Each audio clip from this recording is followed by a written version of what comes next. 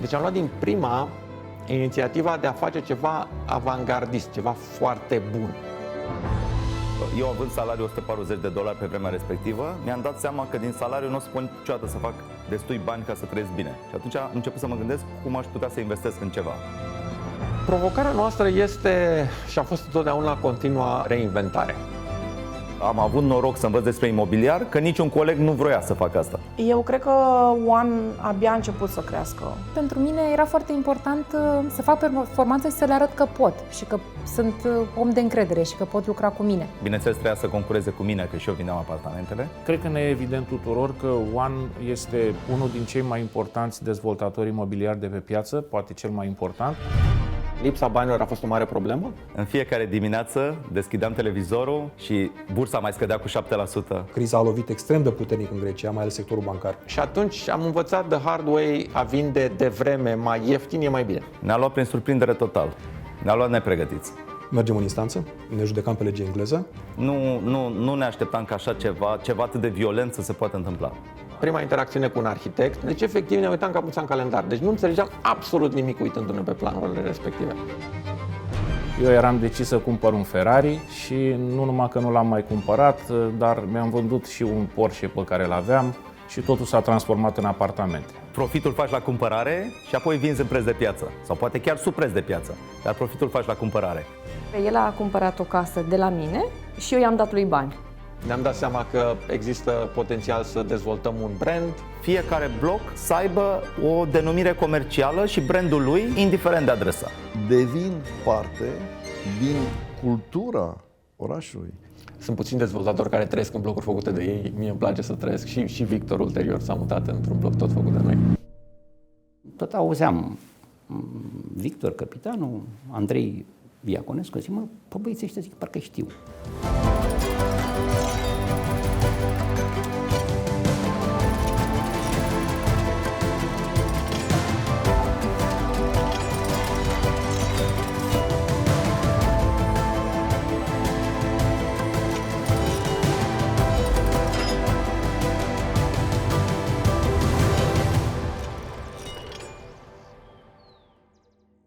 În primul rând, mulțumesc pentru inițiativă.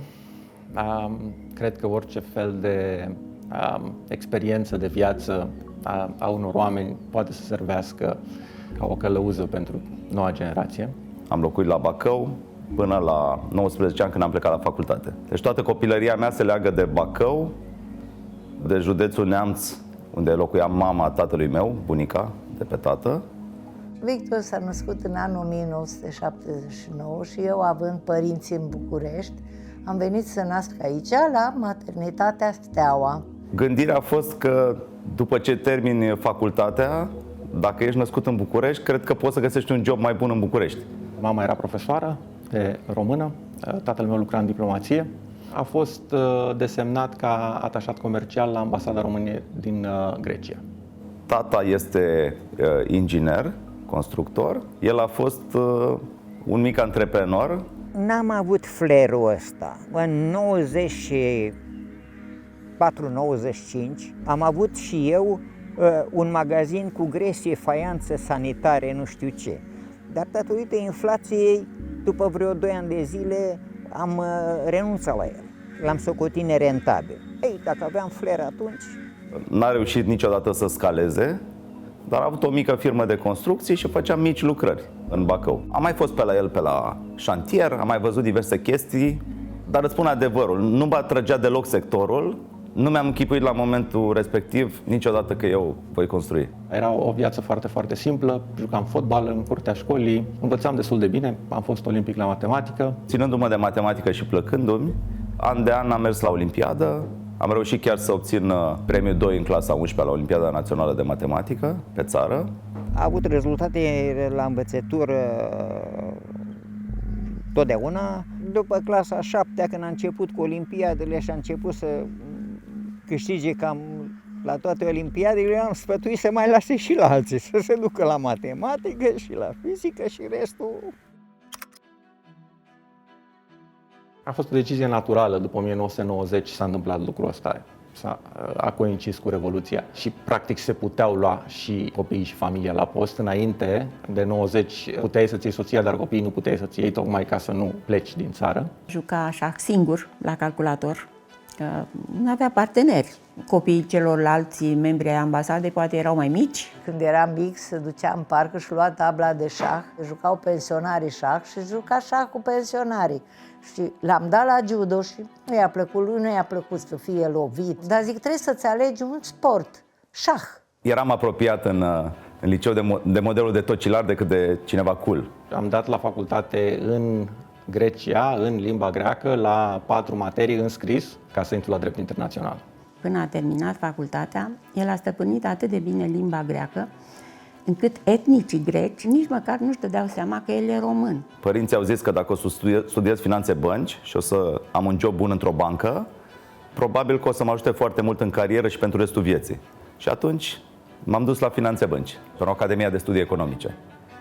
Când am venit în prima zi, m-am dus la cămin. Aveam cămin, normal, la Moxa, dar nu aveam apă caldă, aveam doar apă rece. Sau apa caldă era după un anumit interval sau nu era în fiecare zi, nu mai țin minte. Și chestia asta nu mi-a plăcut deloc și mi-am luat bagajul mai departe, n-am stat nicio noapte acolo. Și în aceea zi m-am mutat la bunica. Am început să-mi dau seama că aș putea să câștig bani pe cont propriu, făcând traduceri și interpretări. Traduceam toate diplomele tuturor studenților din Grecia care veneau să studieze în România, în principal la medicină, și câștigam din asta bani foarte buni. Mi-am luat și mașină din banii câștigați de mine și ulterior, în momentul în care Salonicul a devenit capitala culturală a Europei, la momentul respectiv, cred că în 97, se făceau foarte multe simpozioane și am început să fac traducere la cască, lucru pe care îl recomand oricui. E cel mai greu lucru pe care poți să-l faci intelectual, să asculți și să vorbești în același timp. E ceva absolut îngrozitor. Într-o zi de traducere la cască, câștigam cu tatăl meu într-o lună, adică $1000. Am terminat primul an cu 10 și, bine, facultatea nu era nici foarte grea, sincer, și am avut și bursă de merit, m-a ajutat și asta. Dar de principiu eu încercam să economisesc tot ce primeam, adică să nu cheltuiesc practic nimic, să mănânc la bunica, să merg cu troleibuzul. Când am început anul 3 de facultate, am participat la un concurs, studentul anului în economie, care l-am câștigat și mi-aduc aminte și acum, $1000 premiu. Ceva extraordinar. Aproape la fel de mult ca toți banii care aveam. Probabil că toți banii mei la vremea aia erau $2000. Am descoperit organizațiile astea studențești din facultate, care mi s-au părut foarte interesante și un loc foarte bun în care să înveți și să faci networking. Prima persoană interesantă care am cunoscut-o vreodată a fost în anul 1 de facultate. L-am cunoscut pe prințul Charles, care acum este regele Angliei. A făcut prima vizită în România și a organizat la Consiliul Britanic o întâlnire cu diversi oameni, printre care și reprezentanții ai studenților. Pe Victor l-am cunoscut 97, 96, 97, 98 la ASE. Practic cu Victor mă întâlneam permanent, era omul care era permanent în biblioteci, în biblioteca de finanțe, în special finanțe bănci, și era permanent la absolut toate evenimentele care se organizau prin facultăți, în ASE. Orice fel de eveniment, Victor era acolo. Eu sunt drop-out la cibernetică. Deja din ultimii ani de facultate începusem să urmăresc ce se întâmplă în România, gândindu-mă că voi deveni un diplomat practic pentru țara mea și trebuie să înțeleg evoluția politică, ce se întâmplă și toată povestea asta. El a simțit că el se poate dezvolta în România și nu în Grecia, pe toate planurile, și afectiv ca bărbat și din punct de vedere profesional. Problema pe fond este că noi nu avem o istorie diplomatică. România nu a excelat în diplomație în istoria ei. Nu ne comparăm cu țări precum, nu știu, Turcia, Rusia, țările vestice și așa mai departe. E foarte greu să faci diplomație pentru o țară mică. E un fel de militarie în care capacitatea ta de a crea, de a aduce valoare este extrem de limitată și este încorsetată de niște oameni, superiorii tăi, evident, care, politicieni fiind, n-au o experiență deosebită în ale diplomației. Și mi-am dat seama că nu e pentru mine. Student fiind în anul 1, am văzut cât de importante sunt companiile și am văzut cât de mult se chinuie toți studenții să aibă acces la companii și am zis ar fi o idee foarte bună să lucrez vara, măcar câteva săptămâni la o bancă, gratis. M-am gândit că dacă propun să lucrez gratis, o să crească mult șansele ca o bancă să vrea să mă primească. Și a fost adevărat. Unchiul meu la vremea respectivă își vânduse un teren și avea un depozit bancar la Banca București. Și atunci l-am rugat pe unchiul meu dacă poate să-mi facă o introducere. Și unchiul meu a mers cu mine împreună la Banca București. Ei au acceptat să mă ia imediat 2 săptămâni, bineînțeles fiind gratis. Și 2 săptămâni mi-am petrecut mergând prin fiecare departament al băncii. Astăzi Banca București se cheamă Alpha Bank. Tata mi-a aranjat la Banca București un interviu cu domnul Radu Grațian Ghețea, pe care îl stimez foarte mult. E un om absolut incredibil. Și dânsul m-a primit la interviu, a fost foarte drăguț, din calitate de președinte de bancă, să te primească pe tine, un junior care nu știe nimic, e în sine un lucru extraordinar. A decis să-mi dea ocazia să fiu parte din acel ecosistem, mai degrabă pentru faptul că știam limba greacă și puteam să fie o interacțiune cu clientela greacă. Știi? Deci cam asta a fost raționamentul de început. Neexistând un Greek desk la momentul respectiv, ulterior a fost adus un Greek desk. Au zis că prima dată ar trebui să stau cumva pe lângă un vicepreședinte grec, să-l ajut cumva să se integreze, venise și el de câteva luni în România și ulterior urmează să vedem care va fi poziția mea. Adică eram cumva ca un jolly joker, să zicem, știi? Lucrând în bancă, în timpul facultății, acolo mi-am făcut primele mele conexiuni cu oameni de afaceri și e prima oară când am învățat despre business direct de la oamenii de afaceri, nu din cărți. Era printre cei mai deștepți oameni pe care îi cunoșteam atunci și a rămas în continuare, extrem de ambițios, extrem de curios. Unul dintre puținii oameni care îți pun mai multe întrebări decât să vorbească despre ei. Lucram într-un departament cu 15 oameni, ceva de genul ăsta. La început, am luat o companie, după am mai luat o companie și așa mai departe. Cred că după vreo 2 ani și jumătate ajunsesem să am un procent foarte mare, nu mai țin minte exact, dar cred că 30% din tot ce avea tot departamentul. Asta pentru că îmi plăcea să muncesc foarte mult și stăteam și nopțile, uneori stăteam și weekendurile. S-a întâmplat odată să fac chiar anul nou la bancă. Era în vara 99 când am fost în practică, el era un fel de șef la credite. Părerea mea a fost foarte bună, mie mi-a plăcut de el, era mai mare decât Victor și m-am gândit că îl îndrumă și îl învață, era cum era șeful lui atunci, inițial. Și mi-a părut bine că și-a găsit cu cine să colaboreze. Victor venise de la facultate să facă practică la bancă. A fost luat cumva în anturajul unui grec, domnul Pozidis, care asigura partea de Greek Desk. Între timp se făcuse și Greek Desk, exact. Și mi s-a părut un tip extrem de volubil, de muncitor, de disponibil, lucru care nu era caracteristic oamenilor din bănci și din banca noastră în mod particular. El era cel mai tânăr din sucursală la momentul respectiv, era chiar după terminarea facultății. Am conectat foarte bine, aveam gândire similară. Practic, el mi-a și propus să mă angajez imediat la bancă. Eu atunci nu vorbeam deloc romanește, română, și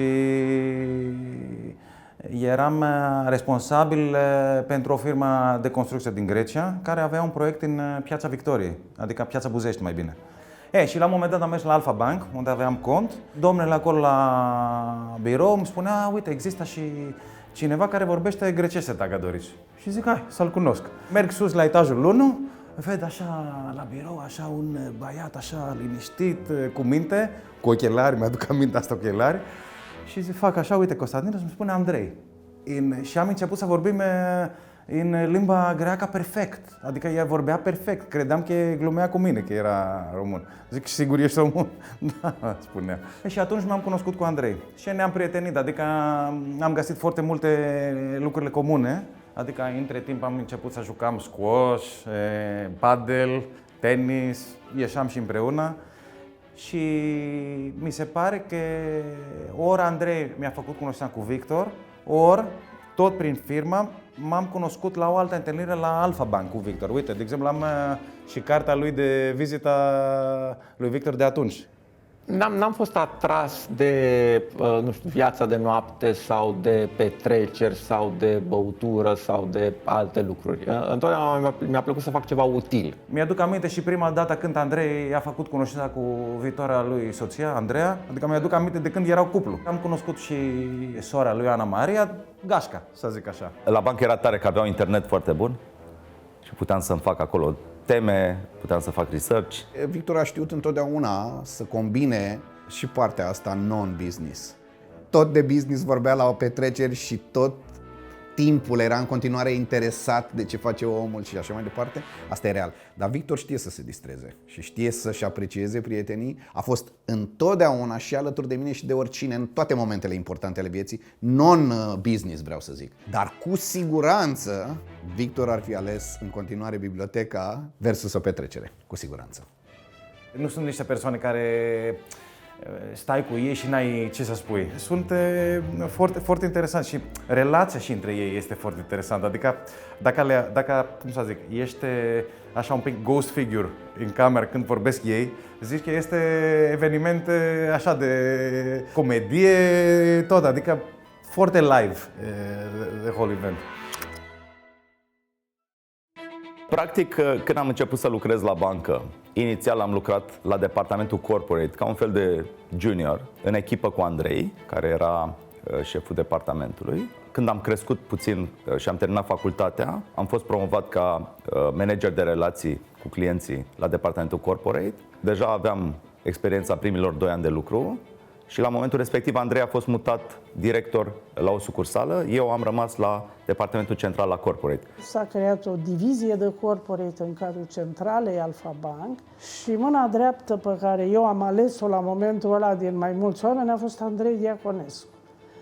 Andrei l-a recomandat pe Victor, care era student în anul 3 și împreună cu alți colegi au fost primii trainee pe care noi i-am avut în echipa de corporate.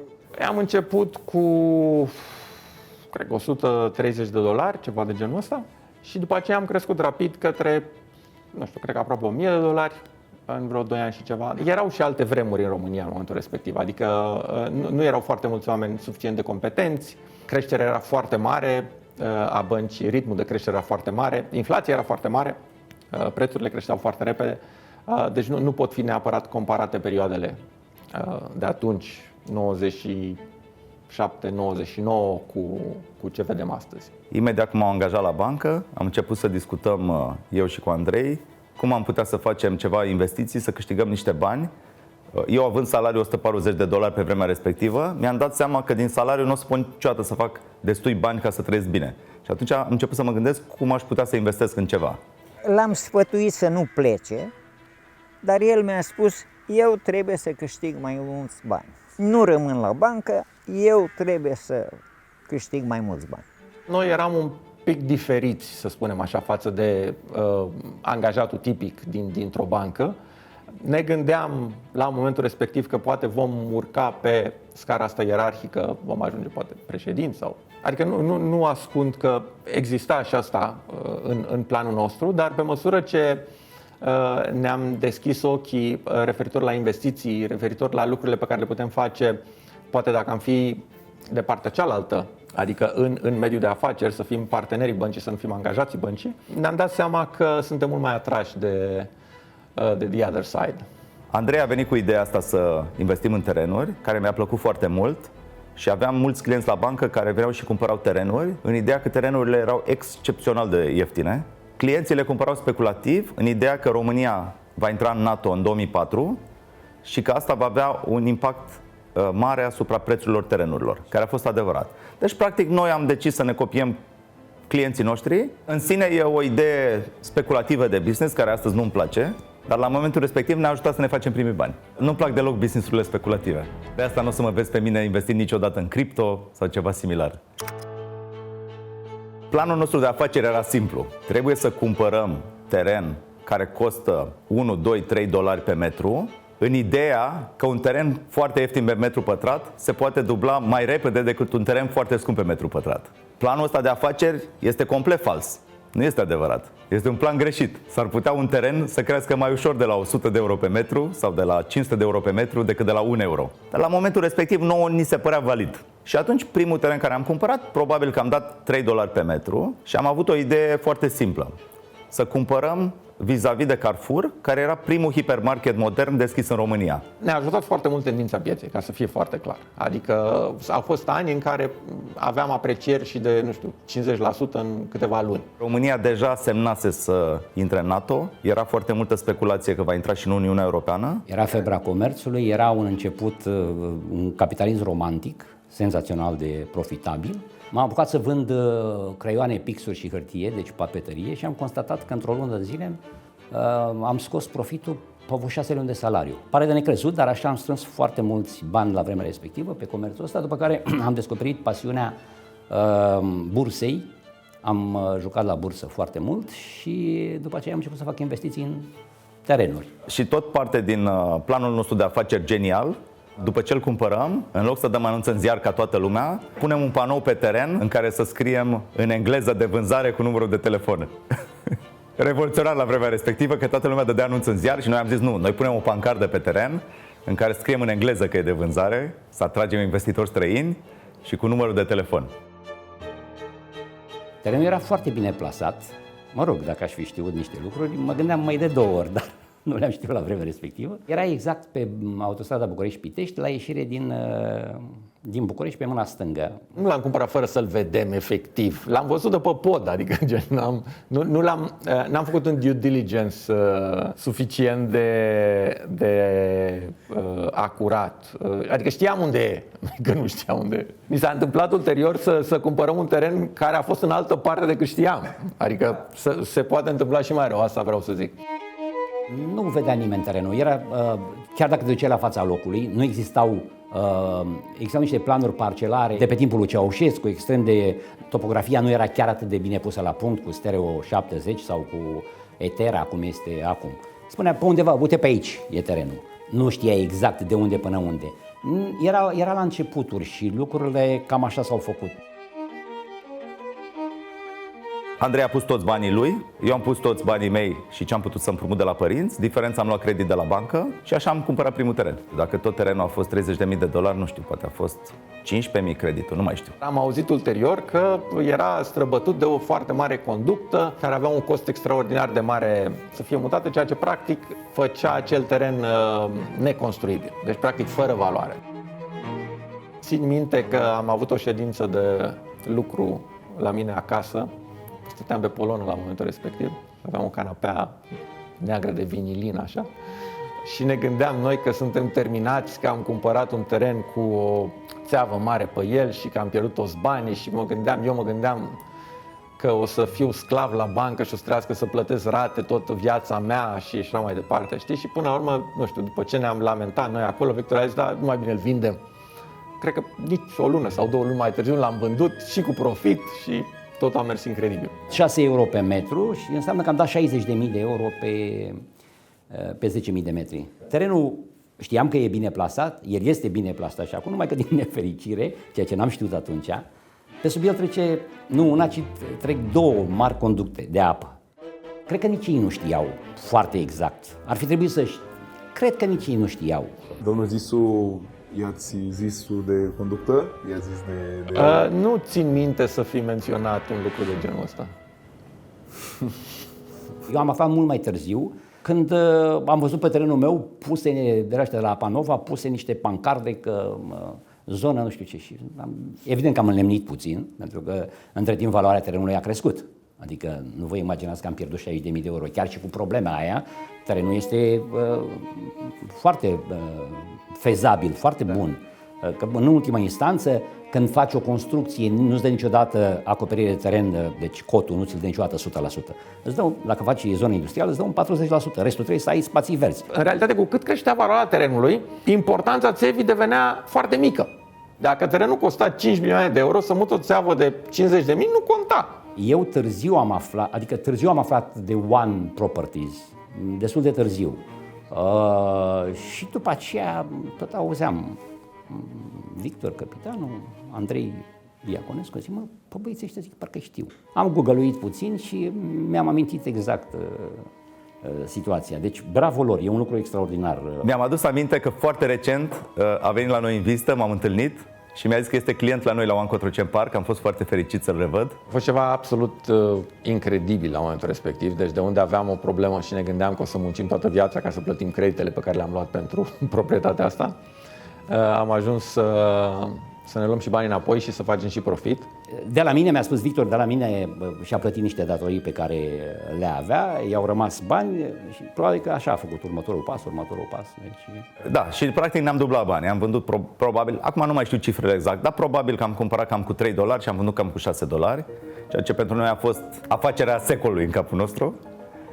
Și atunci ne-am grăbit să căutăm alte terenuri care să intre în planul nostru de afaceri, deci să coste gen 2, 3, $4 pe metru, să fie tot în zone limitrofe ale orașului, unde puteam găsi așa ceva. Imediat m-am gândit să mă împrumut mai mult de la tata și de la unchiul meu, deci am reușit să mă împrumut puțin mai mult, pentru că m-am dus la ei cu povestea succesului, deci am mers cu succesul primei tranzacții și am reușit să mă împrumut mai mulți bani, ca să pot să măresc cota de investiții cu Andrei și am început să investim în continuare în alte terenuri care și astăzi sunt în locații foarte bune, dar sunt limitrofe orașului. Cea mai tare tranzacție pe care am făcut-o ever a fost un teren pe care l-am cumpărat într-o cameră notarială și l-am vândut în altă cameră în același timp. Deci, practic, am adus vânzătorul, stătea într-o cameră la un notar, o să-mi aduc minte toată viața lucrul ăsta, pe Magheru era, undeva într-un bloc cu bulină seismică și tot mă gândeam să ieșim cât mai repede de acolo posibil. Ai frica asta? Da. Mi-e frică de cutremure, de-aia m-am și apucat să fac clădiri foarte bune, sper eu.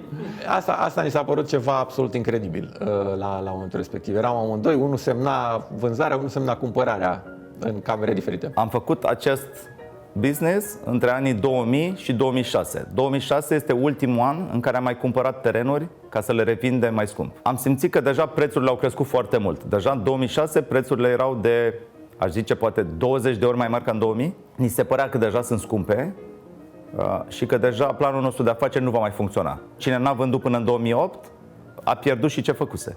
Acum, ca să fiu complet sincer, la mărimea asta nu așteptam niciodată, dar asta nu înseamnă că nici este o surpriză completă, nici că nu sunt mândru de ei, adică sunt extrem de mândru la ce au făcut. Dar este foarte ciudat pentru mine pasul ăsta de la banking către antreprenoriat și real estate development. Am avut noroc să învăț despre imobiliar, că niciun coleg nu vroia să facă asta. În momentul ăla, la anul 2000, nu exista creditare imobiliară în România. Atunci a început să apară. Colegii mei care se ocupau de diverse corporații, mult mai interesante, nu au vrut să se ocupe de imobiliar. În foarte scurt timp am ajuns cel mai cunoscător al sectorului imobiliar din cauza că m-au învățat clienții. Erau mulți și străini care nu se uitau la preț, nici nu știau unde cumpără. Pentru că nu conta, atâta timp cât pe centura unei capitale care urma să se integreze în Uniunea Europeană puteai să cumperi un teren cu preț de teren agricol, era absolut irelevant, nici și forma, și locul, și tot. De la ei am învățat meserie, de la israelieni și de la evrei în general. Pentru că ei erau cei mai pricepuți la imobiliare, aveau experiența din Israel sau din alte țări și din discuțiile noastre cu ei și din finanțările care le-am dat la bancă lor, am învățat enorm de mult despre sectorul imobiliar și cum se fac banii din imobiliar în general și din dezvoltarea imobiliară. Văzând un influx foarte mare de investitori, ne-am gândit că și dezvoltând o expertiză pe zona de dezvoltare, de finanțare a dezvoltării imobiliare, ne-am gândit că poate să fie o idee să facem un business din a-i consilia pe acești oameni care veneau în valuri la momentul respectiv să obțină finanțări pentru dezvoltările lor în România. Toamna lui 2003 e și momentul în care pornește istoria mea comună cu Andrei și cu Victor. Formau o echipă foarte bună la vremea respectivă la ceea ce este acum Alpha Bank, Banca București, și având recomandări despre ei foarte bune de la colegi din domeniul bancar în care aveam mare încredere, le-am oferit să vină în echipa pe care o construiam de restructurare în domeniul corporate banking în BancPost, au acceptat și așa ne-am cunoscut. Doru era și mult mai experimentat ca noi. În afară de BancPost lucrase și în ING și în Citibank, a avut poziții de conducere, era foarte bine conectat în mediul de afaceri. Ne-au spus de la început, asta este meseria pe care o facem acum, ne place partea de banking, dar visul nostru este să fim antreprenori. Și practic noi ne-am poziționat să fim o companie care să ducă clienții la bănci. Deci noi eram foarte buni pentru bănci, că le făceam munca, alergam după clienți și le aduceam clienții. Și eram plătiți de către clienți. Banca nu ne plătea nimic, deci era bine. Și asta a fost prima companie, Rapid Finance. În foarte multe domenii, inclusiv în ăsta, avantajul primului intrat e foarte mare. Iar ei au avut intuiția și curajul să înceapă genul ăsta de business între primii, dacă nu chiar primii. Eu, de exemplu, când am plecat din BancPost, am avut un membru din board care era, cred că vicepreședinte al băncii din Grecia, care a venit să vorbească specific cu mine să mă convingă să nu plec. Și după ce a avut o polilogie de, 10 minute în care să-mi spună că nu plec, m-a întrebat, ok, dar la ce te gândești? Și am zis, băi, nu plec la altă bancă. Zic, nu mă duc la competiție, nu o să-ți fac, dimpotrivă, zic, vreau să-mi fac un business al meu și vreau să ajut banca să aduc clienți mai mulți la bancă. Și am început să explic și cum făceam investiții și în terenuri și așa mai departe. Fiind un om foarte inteligent, mi-a zis, băi, și ceva, de ce m-ai lăsat să vorbesc? Mai bine spunea asta din prima, că spuneam, e cea mai bună decizie pe care poți să o iei în viața ta, du-te. El venind special din Grecia să mă convingă să stau. A fost singurul job la care am implicat vreodată în viața mea. Era un birou care era în curs de renovare. Tocmai își cumpărase spațiul de acolo. Cred că prima dată am dat de Victor, care Victor era îmbrăcat foarte casual și cumva am crezut că n-am nimerit unde trebuie. Și zic, bună seara, Rapid Finance? Da, cum să nu? Haide, intră! Deci, din câte mi-amintesc eu, ei au plecat în primăvara anului 2005, cred. Da, în primăvara anului 2005 și toată vara și toamna noi am ținut legătură, aveam întâlniri informale, mâncam împreună și desigur cu talentul de vânzător al lui Victor încerca să mă convingă și el și Andrei, dar mai ales Victor, că merită făcut pasul. Interviul meu a fost cu Andrei Iaconescu, atunci l-am cunoscut prima dată, și cu un alt partener din Rapid Finance de la acel moment. Au fost tot felul de întrebări, mai mult despre mine, despre ce caracter am eu, despre cum aș descurca în anumite situații, toate chestiile astea care sunt the core structure, ca să zic așa. Și mi-aduc aminte că stăteam pe scaun și mă gândeam că tot ce se întâmplă aici este contrar, opus a tot ce am auzit vreodată în viața mea despre recrutare și despre companii și despre manageri și despre... Eram foarte, nu știu, cumva mi se părea too good to be true. Cel mai important a fost relația cu Doru, care după 6 luni de activitate ne-am văzut cu el. I-am spus performanța pentru primele 6 luni. El a fost foarte încântat și a decis să plece de la bancă, să vină împreună cu noi și să facem o companie de investment banking, practic schimbând numele din Rapid Finance în Capital Partners. Și așa s-a născut Capital Partners. Alt gen de serviciu care lipsea în piață și pe care eu îl sesizasem de când eram la Citibank, și anume genul de advisory, de consultanță pentru fuziuni și achiziții. Și în discuțiile cu Andrei și cu Victor, cu Rapid Finance, cum se numea operațiunea lor la vremea respectivă, am conturat și ideea asta și pe măsură ce am adăugat genul ăsta de servicii care au valoare adăugată mult mai mare decât doar intermediarea de finanțări, a devenit și mai atractiv și pentru mine.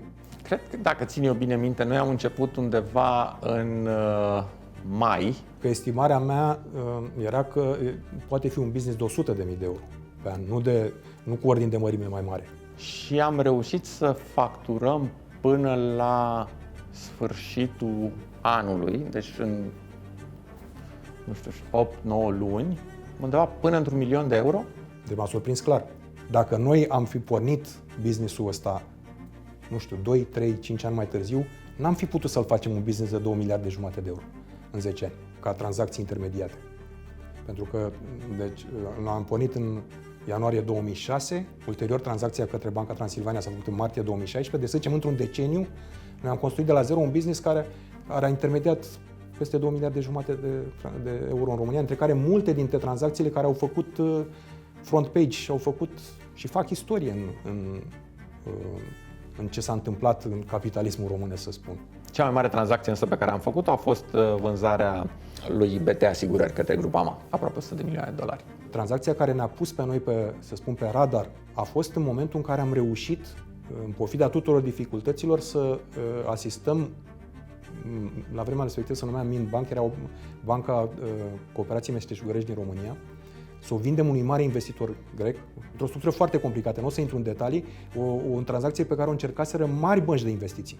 Și n-au reușit-o pentru că nu stăpâneau specificul local. Specificul local era acționariatul acestei Mint Bank, acestei bănci, care era foarte difuz. Deci trebuia să ai capacitatea să vorbești și să convingi zeci de oameni că ăsta e pasul. Am reușit să facem această tranzacție la 6 luni după ce pornisem firma, ceea ce a fost iarăși wow, cum se zice acum. Practic ne-a proiectat într-o altă ligă. M&A-ul care mi-a schimbat mie perspectiva asupra lucrurilor a fost tranzacția prin care s-a vândut Eurisco lui Sibyl Richardelis, exact înainte de criză. E un deal la care am lucrat, cred că 1 an de zile. A fost un transfer de încredere masiv din partea lui Ionuț Dumitrescu, care era acționar majoritar la momentul respectiv în Eurisco, și a celorlalți parteneri, pentru că erau mai mulți, către noi, o firmă până la urmă de apartament la momentul respectiv, să facem o tranzacție de peste 25 de milioane de dolari. Noi n-am lucrat niciodată cu statul. Poate a fost prea drastică decizia, noi nu putem verifica tot fluxul, mai bine stăm departe de așa ceva. Probabil că am ratat anumite tranzacții, am fost invitați în anumite tranzacții care presupuneau sector public, am refuzat politicos, dar zic că privind retrospectiv, cred că am făcut bine. Era haiducie mare de tot, mare de tot. Cu mulți, așa ziși, antreprenori cu pedigree care s-au dovedit, care sunt prin pușcărie acum sau abia au ieșit sau sunt cu diverse probleme penale și care aveau un model de business cu care noi nu ne identificam. La Capital Partners am avut încă un interviu după primul cu toți partenerii, iar Victor a fost persoana care m-a întrebat unde te vezi peste 5 ani. Tot timpul, și cred că și acum, îmi pune această întrebare. Ce vrei să faci în viitor? Cum te vezi tu în viitor? Pentru că te forțează să te scoți din zona de confort în care te afli tu acum și să te pui într-un viitor pe care tu să-l gândești. Și în momentul în care îl gândești, poți să te gândești cum ajungi acolo, pentru că tu acolo vrei să ajungi. Sfârșitul lui 2007, începutul lui 2008, am început să fim curtați să vindem compania. Am avut 2 principali ofertanți. Unul se numea Straumur, era o companie de investment banking din Islanda, care pe boom-ul pre-2008 a performat excepțional, a avut acces foarte mare la bani. Într-adevăr, cred că cu multă datorie. Și ei au fost primii care ne-au oferit să dea 55 de milioane și să cumpere compania. Noi, la momentul respectiv, nu am fost foarte impresionați din lipsă de experiență. Dacă mă pui să decid acum, aș fi semnat pe loc și aș fi luat banii. A aflat și grupul Pireus că e o tranzacție potențial în derulare, ei având la vremea respectivă intenții foarte agresive în România. De a crește, vreau să devină lider regional, să acopere toată gama de servicii bancare, inclusiv investment banking, pentru că și ei sesizau că nu sunt acoperite și au intrat și ei în discuție prin intermediul advisorului lor, care la vremea respectivă era unul dintre Big Four-uri din Grecia și ulterior, deci noi am mers în paralel în discuții cu ambele părți, spunându-le ambelor că discutăm și cu unii și cu alții. Banca Pireus, care a fost de acord să nu cumpere compania, să cumpere doar jumate din companie și să facem împreună un hub regional, o companie de investment banking care să servească toată Europa de sud-est, în care ei să fie 50%, noi să fim 50% și ni s-a părut mult mai interesant, cu potențial mult mai mare, să fim parteneri jumătate cu banca. Evaluarea era de 64 de milioane de euro, deci automat luam 32 de milioane de euro și păstram și jumătate de companie și aveam un potențial foarte mare de dezvoltare împreună cu Pireus, să dezvoltăm toate piețele din jurul României. În iulie 2008 tocmai semnasem acordul de achiziție cu grupul Pireus.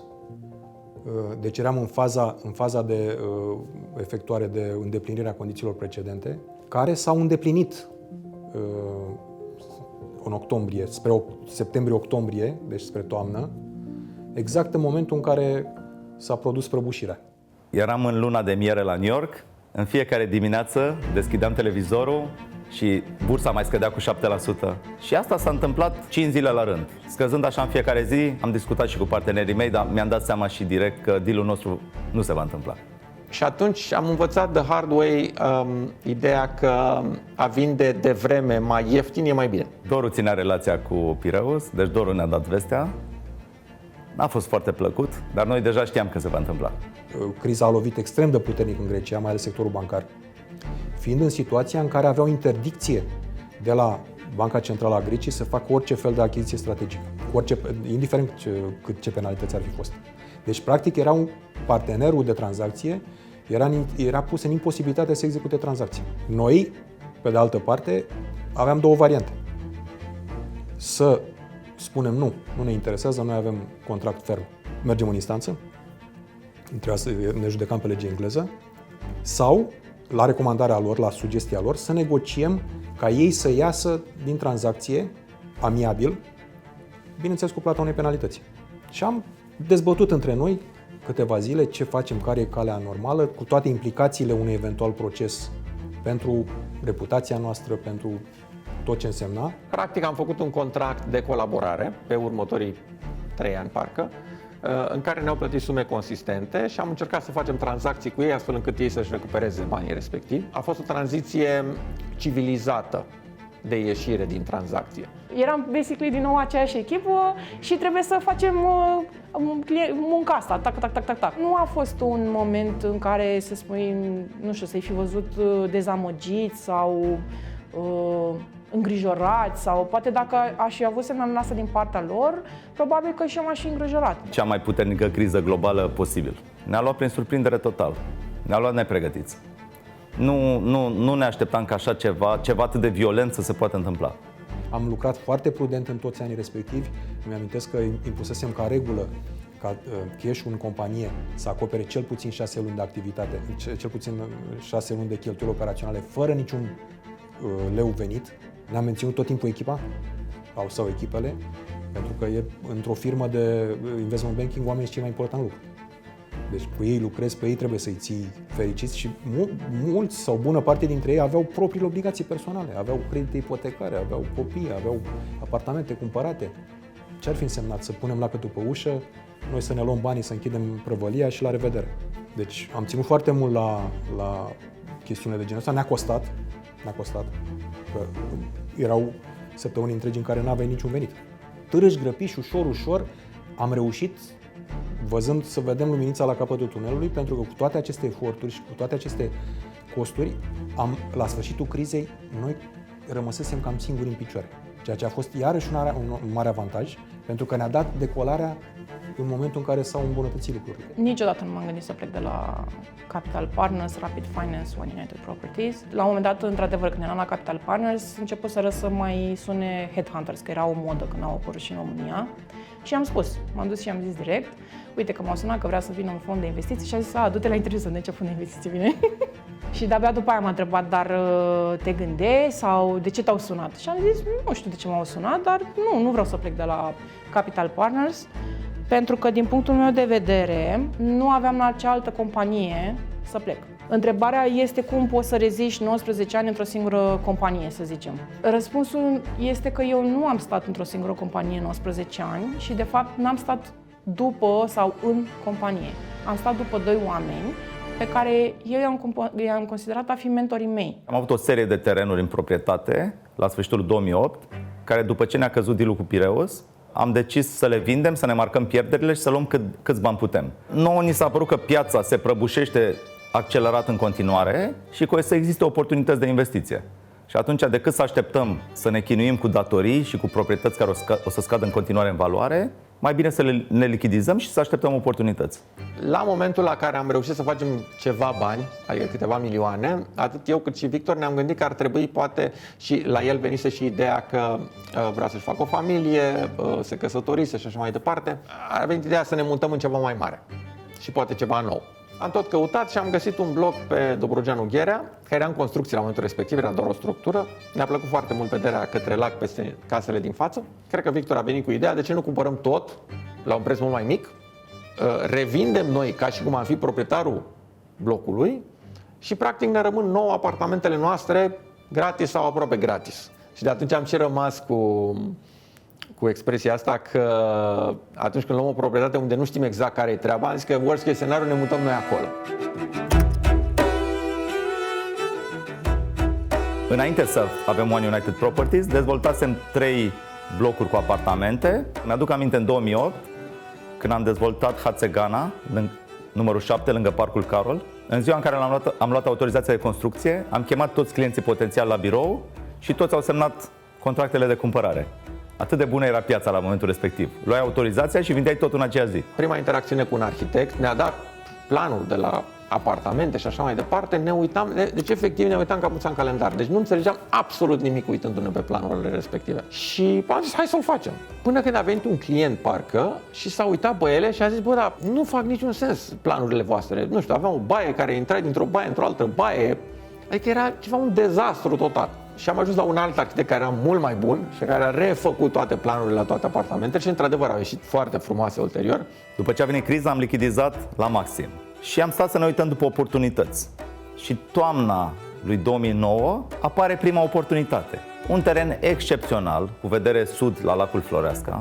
Fusese precontractat în 2008 de Buiu Canlă, care a dezvoltat Cosmopolis, la 7,8 milioane euro. Ei dăduseră un avans, 300.000, și nu puteau să-l mai plătească. Proprietarul disperat trebuia să-l vândă urgent, pe orice preț. Noi am cumpărat acest teren cam cu 1,5 milion. Deci cred că am plătit sub 20 de cenți la dolar. Deci asta era oportunitatea care o așteptam.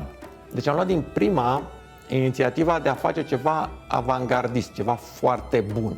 Care a fost o decizie grea, pentru că decizia asta a fost luată exact după Lehman Brothers, exact în mijlocul crizei imobiliare, în momentul în care efectiv nimeni nu mai vrea să audă de nimic imobiliar. One Floreasca Lake a mers foarte bine. Am început construcția în septembrie 2011, 2 ani după ce l-am cumpărat. Trebuia să o începem că expira puzul, n-aveam de ales. Noi am crezut că piața se recuperează mai repede, dar de fapt nu ajunsesem încă nici la fundul crizei. Noi eram în discuții, eu și partenerii mei, pentru a vinde o firmă unei companii din Marea Britanie și pentru a fi asistați în procesul ăsta de mergers and acquisitions, am selectat Capital Partners să ne fie alături.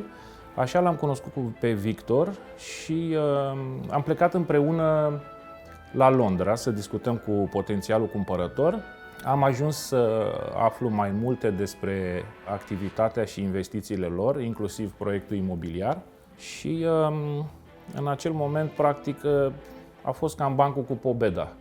Eu am plecat să vând ceva și m-am întors cumpărând ceva de la Victor, respectiv un frumos apartament. Și ulterior, relația noastră a evoluat într-o relație de prietenie, eu ajungând să fiu, din calitatea de investitor, acum am și calitatea de acționar al One. Eu încă trăiesc într-un apartament în acest bloc. Sunt puțini dezvoltatori care trăiesc în blocuri făcute de ei. Mie îmi place să trăiesc și Victor ulterior s-a mutat într-un bloc tot făcut de noi. Eu eram decis să cumpăr un Ferrari și nu numai că nu l-am mai cumpărat, dar mi-am vândut și un Porsche pe care l-aveam și totul s-a transformat în apartamente. Având în vedere că noi nu puteam să vindem mai scump, că prețurile erau relativ în scădere, ne-am gândit cum putem să facem să vindem la prețul pieții un produs mai calitativ, un produs împărțit mai bine, cu design mai bun, și atunci ne-am gândit să facem design interior pentru clienții noștri și să oferim acest serviciu inclus. Ne-am gândit să facem încălzire în pardoseală și să scăpăm de caloriferele astea oribile. Am făcut fațadă ventilată, iar lumea nu prea făcea fațadă ventilată, care ajută din mai multe puncte de vedere. Termoizolează mai bine blocul, aspectul blocului este mult mai plăcut, blocul rezistă în stare mai bună mult mai mulți ani, adică e clar next level în materie de fațadă. După care am avut probleme majore, pentru că ne-au dat faliment constructorul, a trebuit să mă mut pe șantier, am luat subcontractori, ne-au dat țeapă subcontractorii, am întâlnit probleme deosebite în facerea acestui bloc. Ne-au obligat să intrăm în toate detaliile, atât de proiectare cât și de execuție, lucru care ne-a definit ulterior modul în care lucrăm. Marja n-a fost foarte mare, nu mi-aduc aminte cifre, dar sigur marja a fost mult mai mică decât o facem astăzi. Dar ne-am bucurat că am creat valoare pe teren, am avut succes și ne-am făcut numele. Era un apartament de 200 și ceva de metri pătrați și am primit o ofertă de nerefuzat, adică nu intenționam să-l vând până când A fost vizitat de o familie care a exclamat la intrare: exact asta căutăm. Am făcut un profit cât să mă determine să mă despart de el. A fost foarte greu la început să găsim terenuri foarte bune și să luăm și la cost foarte atractiv. Adică noi niciodată n-am vrut să plătim preț de piață sau peste prețul de piață, am vrut întotdeauna să cumpărăm ceva sub prețul de piață. În ideea că profitul faci la cumpărare și apoi vinzi în preț de piață. Sau poate chiar sub preț de piață, dar profitul faci la cumpărare. Îl definește foarte bine pe Victor, capitanul ce să povestesc eu acum, în sensul în care el a cumpărat o casă de la mine și eu i-am dat lui bani. Adică a fost un schimb la acel moment și cu o parte cash și cu o parte în bunuri imobiliare. Unul dintre apartamente era deja mobilat și putea să fie închiriat, era ready to move, iar celălalt era în proiectul One Floreasca Lake, care de-abia începea. A fost un win destul de favorabil pentru mine, pe care l-am realizat abia după 2 ani, când am revândut proprietățile de la el.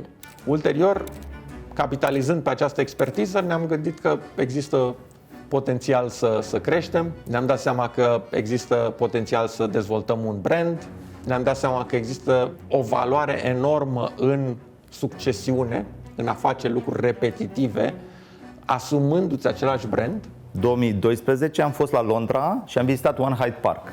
One Hyde Park este, poate și azi, unul din cele mai scumpe adrese din lume. La vremea respectivă era sigur cea mai scumpă dezvoltare imobiliară rezidențială din lume pe metru pătrat. Am vizitat-o, ne-a impresionat foarte mult și când am venit acasă am primit un catalog de prezentare de la ei în care scria adresa dezvoltării, numărul 100 Knightsbridge. Noi când am văzut asta am avut o revelație. Nu ne-a venit să credem că adresa nu este Hyde Park numărul 1. Și atunci mi-am dat seama că nu contează ce adresă avem, noi putem fiecare bloc să aibă o denumire comercială și brandul lui, indiferent de adresă. A rămas ca partea de advisory, de investment banking, să o coordonez eu, să o construiesc și să o ducem către o soluție strategică, fie vânzare, fie orice altceva, care s-a finalizat în martie 2016, iar ei s-au concentrat din ce în ce mai mult, și o bună dreptate, pe partea de imobiliar. Practic, atunci când exista Capital Partners, au făcut vânzarea către Banca Transilvania. Vânzare la care am contribuit și eu cu ce am putut eu la due diligence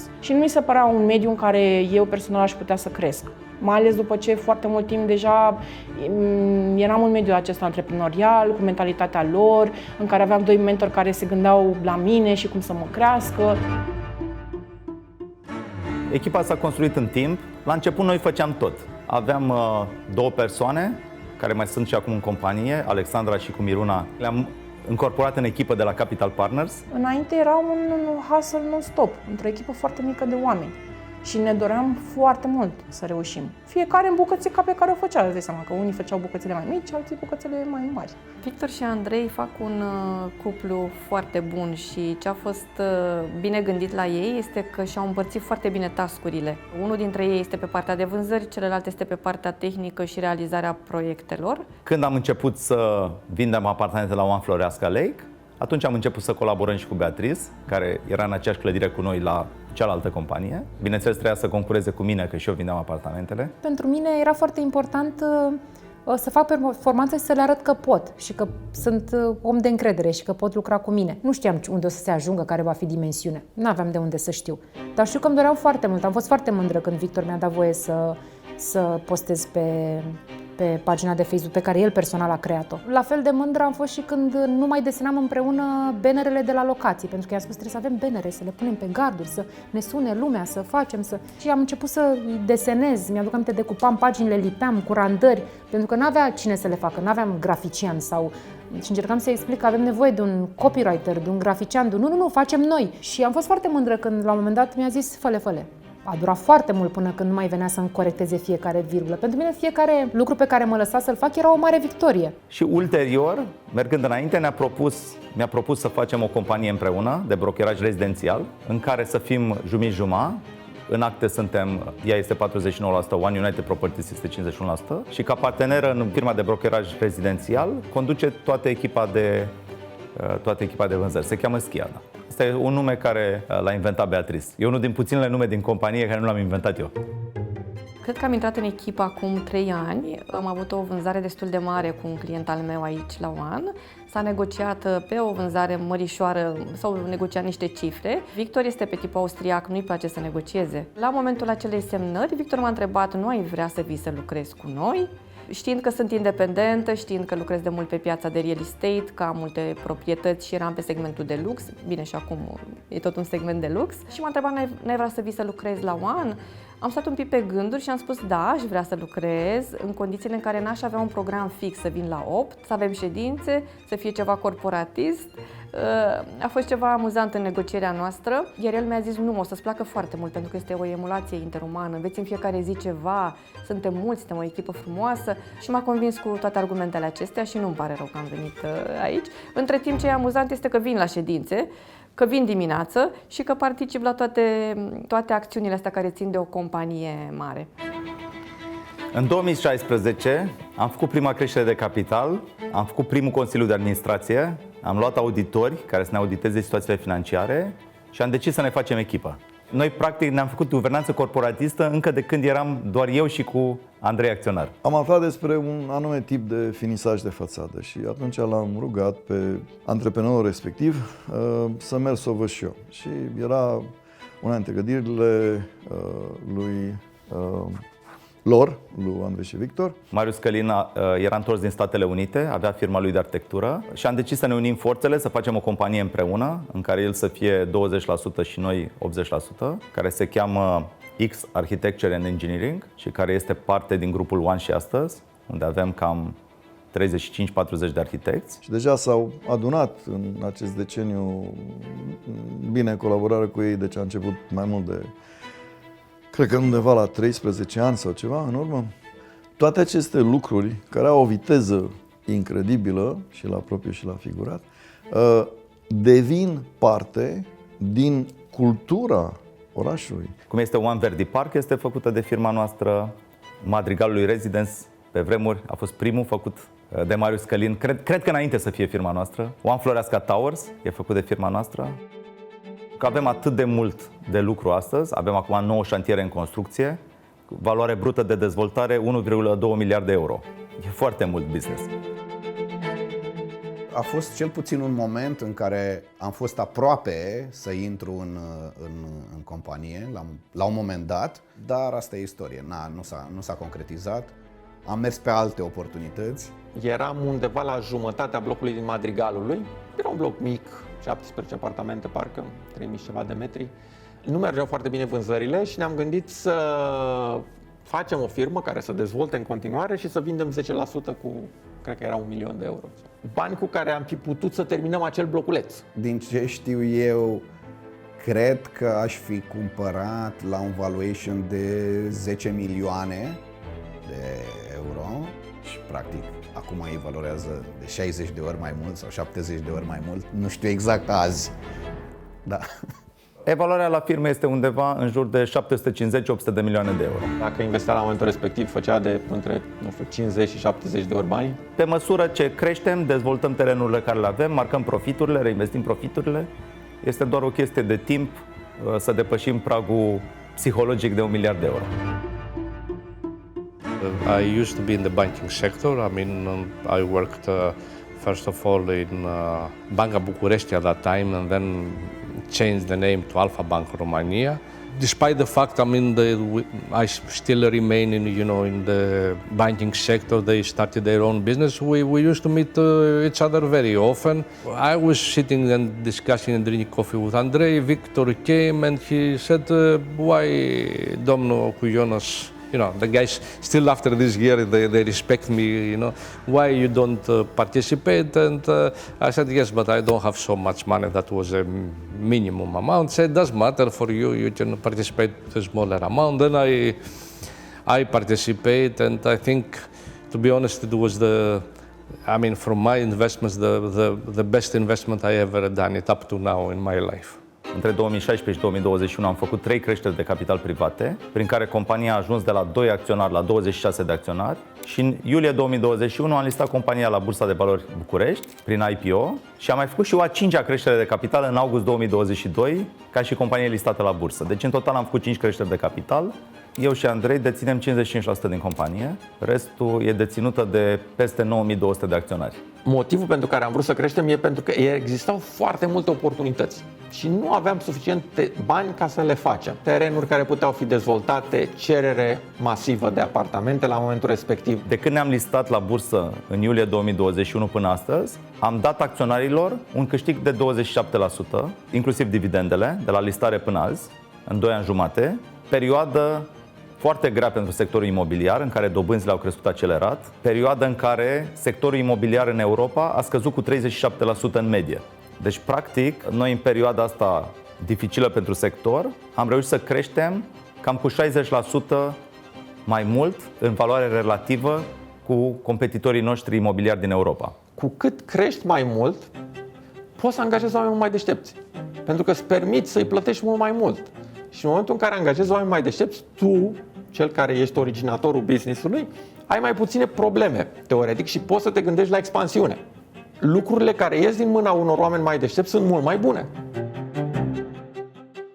Ca manager de proiect, în momentul în care gestionezi dezvoltări de peste sute de milioane de euro, vorbim de un ecosistem de oameni format din poate 10 sau chiar sute de șefi de departamente care la rândul lor coordonează 10 de alți oameni și ceea ce este interesant este faptul că managerul de proiect reușește din punct de vedere mental să acapareze întreg acest ecosistem și să încerce cumva să-l facă să danseze, dacă putem să spunem așa, în ritmul pe care îl indică managerul de proiect. Ei împreună cu Ionuț Dumitrescu au luat o decizie foarte importantă din punct de vedere strategic pentru One United Properties și anume să înceapă dezvoltările comerciale predominant de birouri.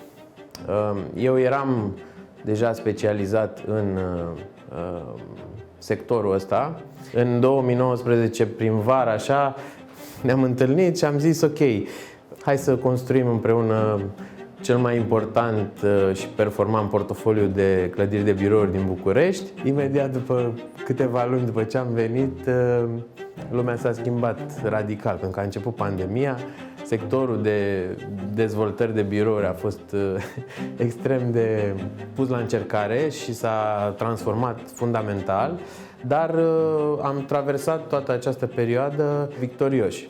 Sincer, nu știu cum, dacă mă întreb acum, nu știu care a fost rețeta, dar pot să spun că câteva ingrediente care sigur au fost acolo au ținut de partea asta de viziune, flexibilitate și dorința de a perfecta produsul final. Provocarea noastră este și a fost întotdeauna continua reinventare. Că noi am făcut o tranziție de la o companie strict rezidențială către birouri, acum dezvoltăm și galerii comerciale. Ceva important care a schimbat dinamica companiei a fost achiziția platformei Automatica, unde am dezvoltat One Floreasca City, și sau achiziția platformei Ventilatorul, unde am dezvoltat One Cotroceni Park.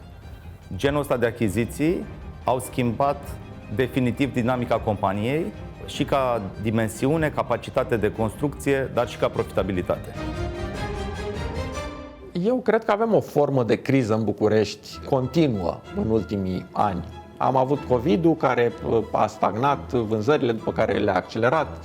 Am avut începutul războiului din Ucraina, care de asemenea și-a pus amprenta la început pe o scădere a vânzărilor. Avem dobânzile care sunt foarte mari, care au împiedicat creditarea populației și putem să spunem că traversăm în ultimii ani o perioadă de criză imobiliară. Planul nostru pe următorii 10 ani e să creștem business-ul companiei de 4 ori.